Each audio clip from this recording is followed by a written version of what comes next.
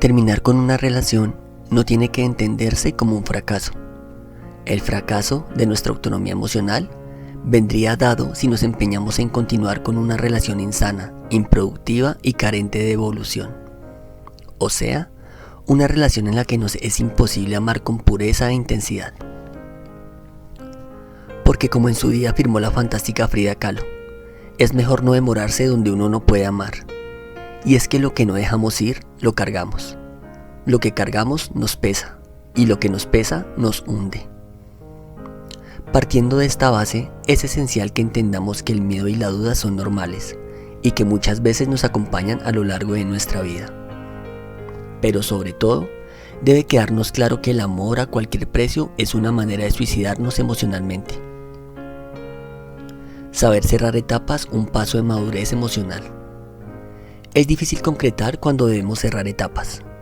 Lo cierto es que muchas veces las relaciones caen víctimas del propio peso que genera el malestar y esa sensación de estar atrapado. Uno de los primeros síntomas es la claustrofobia emocional, ahogarse en la relación y sentir que se necesita volar, que se ha perdido la autonomía y que no tiene sentido seguir así. Según cómo nos planteemos solventar esta situación, o sea, si tenemos motivación para ello, el conflicto emocional podría resolverse de una u otra forma. Es muy fácil vernos atrapados en este sinsentido y dar vueltas y vueltas sin hallar una salida. Para aliviar esta angustia no hay recetas mágicas, pues depende de la confluencia de actitudes, vivencias, sentimientos y expectativas que nos dirijamos a dar un paso u otro. Cada cual tiene que examinarse y determinar verdaderamente lo que hace y no hace por cambiar la situación, así como contemplar lo que le gustaría hacer.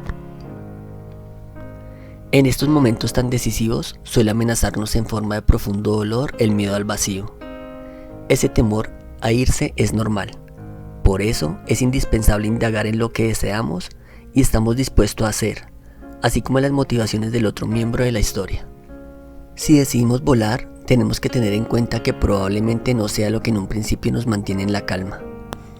De hecho, decir adiós requiere gran valentía por la incertidumbre y el dolor que genera salir del castillo que habíamos formado con la intención de vivir en él. Se trata de ponerle freno a un dolor que puede ser evitable. Hablemos de una pareja, de una amistad o de cualquier otro tipo de relación. A veces es necesario ponerle fin a la desilusión y al desencanto porque no tienen solución. Cuando somos valientes para decir un adiós, de esos con mayúsculas que cierran puertas y ventanas, otras nuevas se crean para pronunciar un hola contundente a lo nuevo. Cada cierto tiempo, las serpientes mudan de piel. Para deshacerse de su piel vieja, una serpiente escoge transitar por dos piedras próximas que aprieten su cuerpo, lo raspen y le ayuden a eliminar esa capa que ya no quiere.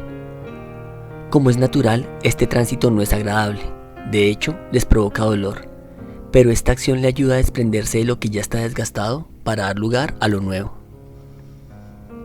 Cuando nos toca mudar de piel y decir adiós, el nuevo comienzo puede sumirnos en una gran angustia. No olvidemos que estamos ensanchando espacios para ofrecernos renacer.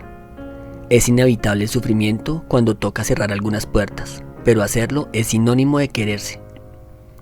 Se trata de visualizar nuestra vida de manera diferente, de ser valientes y de cambiar las cerraduras. Porque al fin y al cabo, lo que cuenta es eso, saber evolucionar, permitirnos la estabilidad y adecuar la temperatura de nuestra vida a nuestras necesidades. Una vez que lo hayas hecho, no te fijes en lo que has perdido, sino en lo que queda por ganar. Recuerda, no te conformes con ser casi feliz. No termines libros malos. Vete de la sala de cine si la película no es buena. Sal del restaurante si no te gusta la carta o los precios. Levanta la vista y contempla otros caminos si ese no es el correcto. El tiempo no vuelve, no le pongas precio a tu bienestar. Si te gustó este audio, dale clic en me gusta, compártelo y no olvides suscribirte. Te habla Alejandro Páez, te envío un gran abrazo y nos vemos en un próximo video. Hasta pronto.